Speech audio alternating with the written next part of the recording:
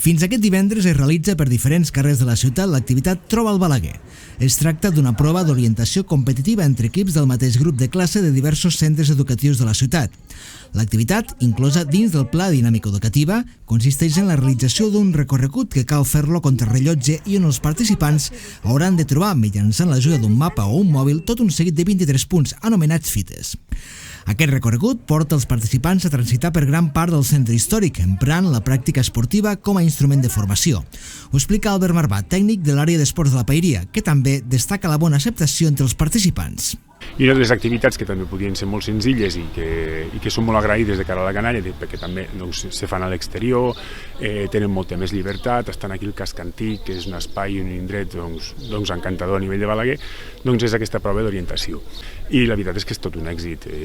La canalla s'ho pren en plan competitiu, no deixa de tindre aquest puntet d'emoció de veure quin dels subgrups dins de cada un dels grups acaba tenint el seu pòdium, diguem, i el seu registre de màxima puntuació també, i poder-ho cobrir amb el menor temps possible.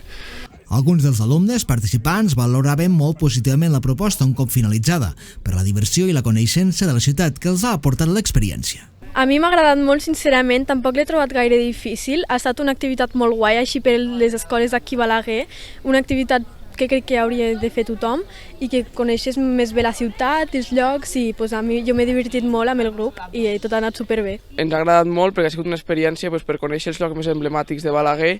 Nosaltres ho hem fet amb el paper, amb el mòbil, però ens han distribuït primer, ens hem quedat aquí, hem seguit una ruta que voldríem seguir sempre per fer-ho amb menys temps possible i això, llavors hem seguit aquesta ruta. I nosaltres ho hem fet bastant ràpid, la veritat, i estem bastant contents amb els resultats i res, ara disfrutar a veure si ningú ens adelanta.